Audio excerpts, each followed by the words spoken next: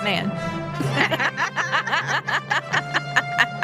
No, I'm just kidding. Indiana Jones. And it is here, guys. Those have been waiting for it. It is Friday here on Good Things. So we've got Tanya in the house to talk movies, and you got to see it. Yes. It was worth the wait. I think the last one was 2008. So. Oh, man, it's been a minute. Yeah, it's been a while. So when these movies all began, the plan was to make 5 of them. And this is number 5. So we've reached the end. It just took a long time to get there.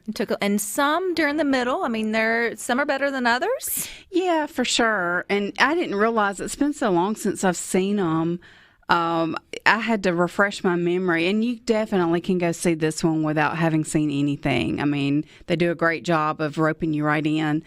But did not realize, because I was young, that the second one was actually a prequel to the first one, because I've always been real confused about his love interests and how they kind of swap places and who he wound up with, and now I get it. It's because they were out of order a little bit. What year was the first one? You said you were young. Yeah, I think it was like 82, 83. Oh, wow, really? So it's taken 40 years to make 5 movies. Yeah. So, COVID had a little bit to do with that. The crazy thing is, this is the first one that has not been directed by Steven Spielberg or written by George Lucas. And so, but they're both executive producers. They both definitely had a hand in it and signed off and are very happy with it.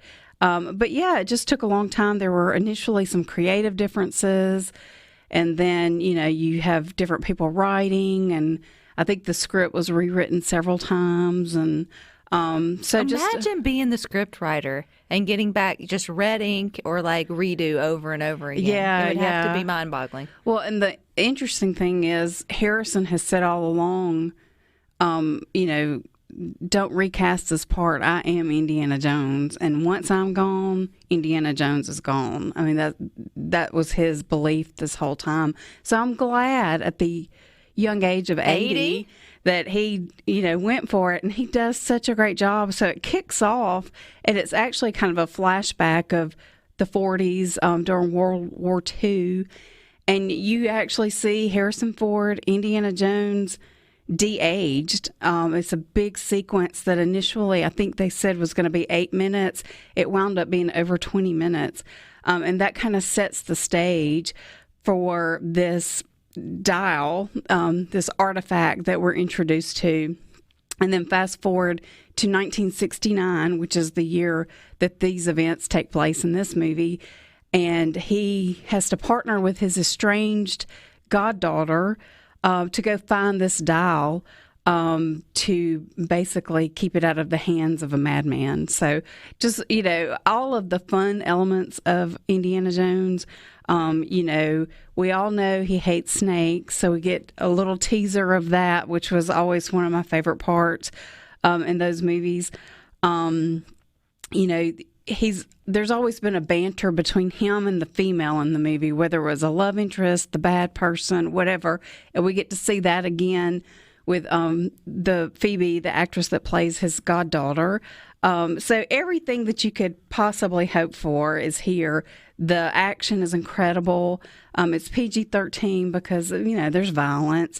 But the sequences where they de-age him, they actually pulled some old footage from the Indiana Jones movies and from some of the Star Wars movies, because they're all in the same family, and use that with some with technology. Crazy. And then some other modern tricks. It's just a great ride. I mean, to me, these movies is what began the nonstop action that's you're on the edge of your seat. It's like you don't know what's going to happen next. And just when you think, they turn the corner and there's something else, But anyway, just lots of fun. Definitely worth seeing. It is 2 hours and 24 minutes. Little long. Pack snack. Yeah. So just be ready for that. But I can't recommend it more. If you like the other ones, you're going to love this one. Yeah. I mean, and then Harrison just does such a great job. I mean, and he's right. Nobody else can be Indiana Jones. Do they wrap it in a bow nicely? You know what? They kind of leave it open. Now, he has gone out publicly and said, this is it for me. That doesn't mean he can't pass the whip. Right. But you know, he has said that, but they have certainly left it wide open. I mean, anything can happen. And I think we might see some spinoffs or other things down the road because it's just so loved. I mean, everybody loves this franchise. By chance, did the young guy who was in one of the beginning ones that ended up with the Oscar, I'm losing all the names. Oh, yeah. Did he make Short Round? Did he? Because he should have. Yeah, he didn't. He's not in this one. Put him in the very last minute. But there is another kid in this one. Now, I will admit, back in the day, his character really annoyed me, but I was a kid too.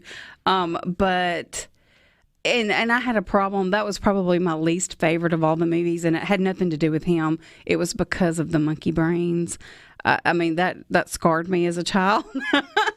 But the little kid they have in this movie, he's a little bit older, but he's still a kid, and he's like a perfect addition to the mix. Anything that can go up against this weekend? Well, there is a new animated movie out this weekend. It's called Ruby Gillman, Teenage Kraken, and it's about a 16-year-old who is desperate to fit in at her Oceanside High School, and nobody notices her. She feels that way. She feels like she doesn't fit in. She's tutoring this little boy that she has a crush on, and he doesn't think anything of her more than, you know, he's appreciative that she can do math. And then all of a sudden, her mom's got this big rule, and that is you do not go into the water. And so one day, that's where all the cool kids hang out, is by the ocean water. And so one day she decides to break the rules, goes and gets in the water. And it kind of makes me think of Moana. As a doing that, part of her getting into the water, she discovers that she is the ancestor to this Kraken Queen dynasty, and their job is to protect the ocean from evil mermaids, which is funny because we all think of mermaids as great. But in this movie, they're not. And anyway, all of a sudden, this new girl shows up at school who just happens to be a mermaid, and she's the key to this little girl's fitting in. So she has to make a decision between, okay, do I befriend this girl and become cool like I want to, or do I, you know, carry on? Have you seen this one? I have not seen it. But I think it'll do okay because little girls aren't going to go see Indiana Jones. Mm-mm. And I feel like that's who this movie will appeal to. And they're going to be traumatized because now Ariel's evil. Yeah. I was thinking of Pirates Caribbean is the only other time mermaids aren't very nice in that movie. But I guess there's something for everybody. Are the rest just hanging in there, hanging on? Yeah, they're all still doing great. Spider-Man actually was #1 again last weekend. It went back to the top. So the Flash is still out there. The Eternals, wait, that's not the right name. Elemental, thank you. So still a lot out there for everybody. I saw where the strike for the writer's strike, is that going to influence Mission Impossible or any of them being released, or are those already done? Those are all done, so I think we'll be okay. We probably won't see the effects of the strike until, you know, later. And I'm not sure how it impacts movies. You know, most of it that I'm aware of is related to television and streaming services. So it probably does cross into movies, but I haven't heard of any productions halted. So it's like if that script's done, they're good to go. Well, it sounds like that's not over yet. So it'll be interesting to see how that kind of rolls and sort of and transpires into, you know, the things that we enjoy watching and doing. Speaking of streaming and all that, anything to catch up on there? Yeah, we've got I just saw today that Duran Duran has it's a movie, I mean not a movie, but a concert movie, I guess you would call it. It's streaming this week on Paramount Plus. So if you're a fan of theirs, that's something to check out. It's called Hollywood High, and they go to the site when they first came to the United States 40 years ago and had a meeting at Capitol Records, and that's kind of what launched their huge career here, and so they do a concert on a building right next to Capitol Records. That's neat. I love good documentaries like that. Yeah. Even if they're not like documentaries, but they're made films that are based off of sort of like the true story. I think that's really cool. Alrighty, Indiana Jones. Does he find the dial? You'll have to watch it. I knew just, oh man. Oh, how was the shirtless scene? Oh, it was okay. I mean, we just have to remember he's 80. And it's at the very beginning, so. All right, stick with us. We got more.